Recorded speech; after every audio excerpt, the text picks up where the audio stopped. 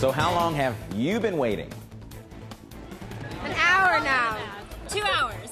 All right, 2 hours. 2 hours. Well, last week, 8 hours, but, you know, good 2 hours today. No matter which shade of blue you wear, it's PJ Hairston's turn to tell the story. WFMY News 2 at 11 is new and now.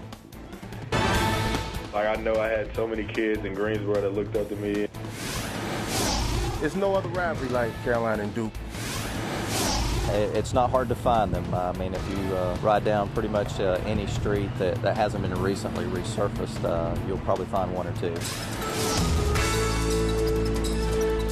Tornadoes across portions of the Mid-South tonight. Now, this storm system is tracking in our direction. So before we get to anything else, you heard Grant there. Yeah, there's this possibility of severe weather in the next 12 hours or so. So let's hear more from Chief Meteorologist Grant Gilmore. This storm's already setting off warnings in other states. Yeah, guys, actually only 12 reports of tornadoes, but there are tornado watches lighting up good part of Tennessee, Kentucky, and into the deep south. Have a live look at it now as we're tracking some severe weather. Tornado warnings, severe thunderstorm warnings included, but everywhere shaded in the yellow is a tornado watch, and that is all moving in our direction. Now, a lot of this will weaken as it heads to the east and crosses over the Appalachian Mountains. But still, as we go into the first half of the day tomorrow, we will be watching for this strong band, albeit broken by the time that it arrives, beginning to redevelop as it moves across the Triad. Embedded within that line of storms could be some severe and damaging winds. And we really can't even rule out the possibility of an isolated tornado as it moves through the Piedmont into the coastal plain. Our primary concern is going to be damaging winds, a moderate threat with that. Again, maybe an isolated tornado. We'll take a closer look at that in just a little while. Well, this is a very long list. These are all complaints about potholes.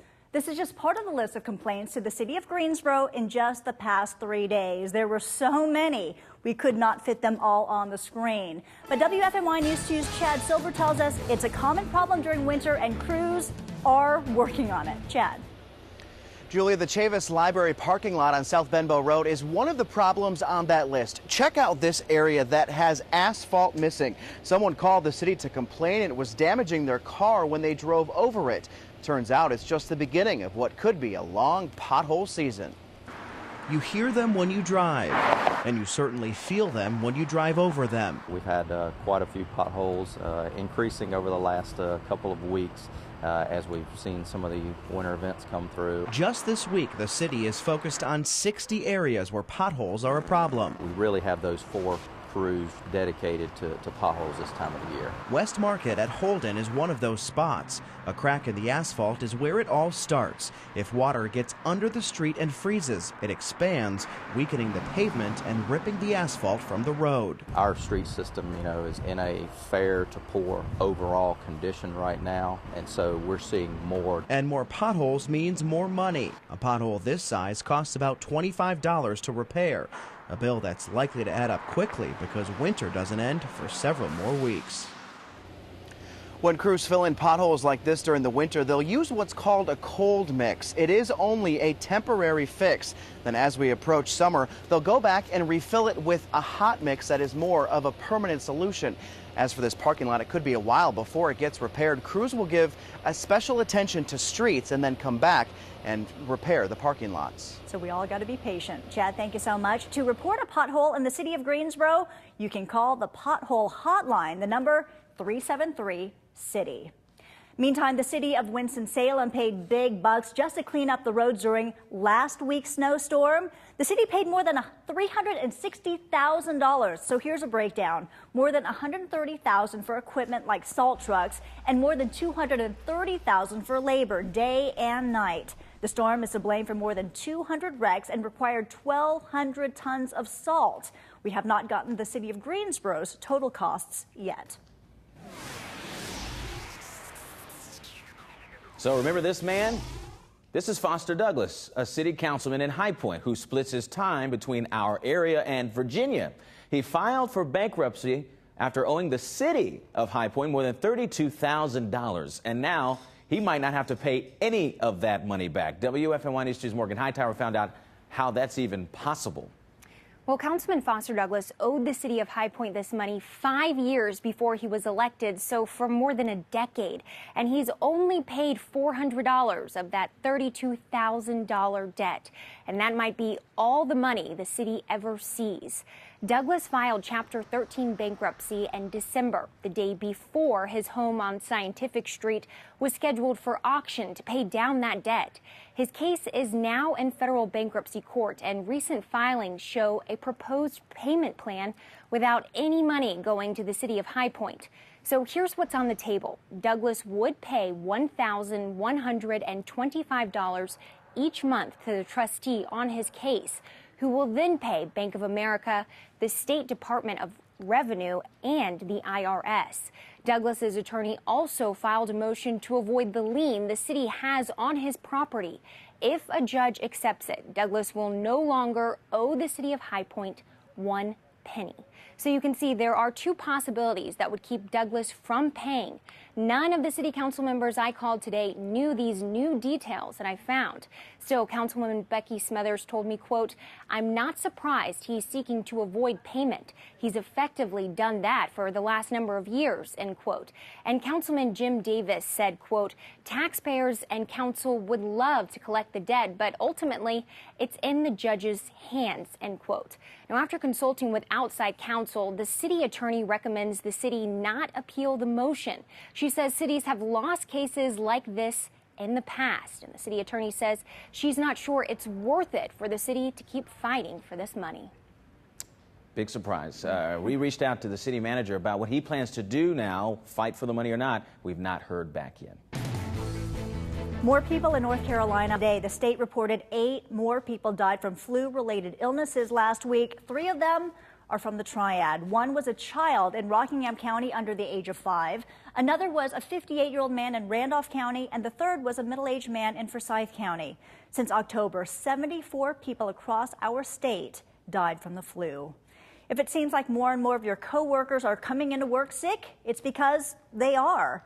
According to a survey from public health company NSF International, more than 1/4 of Americans go to work even though they're sick. The biggest reasons why: the fear of missing deadlines and wages. All right, so which side were you on, Duke or Carolina? There really is no in between. Today, WFMY News 2's Liz Crawford found the ultimate battle of the blues inside a barber shop in Greensboro. Yeah, well, there was a lot less haircutting going on and a lot more smack talking when I was there. A barbershop on Summit Avenue divided. And I'm told it's like this every time Duke and Carolina go head to head. How many people from Carolina? Today should be a national holiday. When Duke beats up on Carolina, it's better than a holiday. I mean, I wake up early just like the kids. Joey and Bill have been friends for 20+ years, but on game night, they're anything but. Call my buddy, Billy Krzyzewski, and I call him every morning, let him know that they're going to lose. He's a pretty good barber, but the fault is that he's a Carolina fan. Even though Joey's a Tar Heel fan through and through, he won't turn away a Duke fan. When they tell me they want a haircut, I feel sorry for them. I just go ahead and cut it. It's your tissue. Thank you, man. It's your tissue. Bill says there's nothing better than beating your friend's team. Too bad Carolina fans don't know that feeling. And as for Joey, he was already practicing his victory dance before the game. I bet you he's doing that victory dance right now. By the way, Joey picked Carolina to win 88-81. Bill projected Duke would win 81-64. Of course, UNC won 74-66. Yeah, so some of that trash talking you would think would go away, but it's not going to happen. It will I should continue. visit tomorrow and see how it is. You should. See that dance again. I want to see that dance. Liz, thank you. Certainly, it's the game that divides family friends. We see it every time. Liz, you're going to be back with us in just a minute with a story about a former Tar Heel. If you're from Greensboro and you know me, then you know it's not true. PJ Harrison will tell his story, and Brian Formica, you are surrounded by all the action at Chapel Hill tonight. Yeah, guys, can you believe it? Hold on, I need to do one thing. I want a selfie right now. It has been an insane game, and it has been absolutely crazy. We'll have all the game details coming up later in sports. Wouldn't that be a groupie if you've got other people behind you? Whatever. Hey, talk about this beautiful day today across the dry. Temperatures in the upper 60s and lower 70s. Now our focus shifts to severe weather. Severe thunderstorm warnings, tornado warnings breaking out through parts of central and eastern Tennessee. This line of storms is heading in our direction. The full forecast is coming right up. And you'll probably be treating yourself up this weekend, but before you go out to dinner, make sure the kitchen is clean. Yeah, Lauren Milman has a list of problem spots in this week's Who Wants to Know restaurant report card. It's not enough to just give you the scores. You want to know what the violations were. So check it out. Main Street Diner at 1516 to 1518 Main Street in Ramseur earned a 90, barely an A. The inspector said she saw an employee make a sandwich using their bare hands, and raw chicken, sausage, and bacon were stored improperly. But the good news is the problems were corrected during the inspection.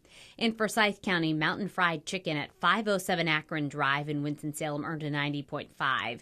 According to the inspection report, food like chicken wings and mac and cheese weren't being held at a safe temperature, and tables, shelves, and floors all needed to be cleaned. The assistant manager told me they've been cleaning up. And Potter's Patio and Grill at 3005 Bonhurst Drive in Winston-Salem earned an 87.5, a B. The inspector said an employee didn't wash their hands after touching their face. That was corrected during the inspection, but fries were stored on the floor in the walk-in freezer. One sink was leaking, and others have to be resealed. An employee told me they are working on it.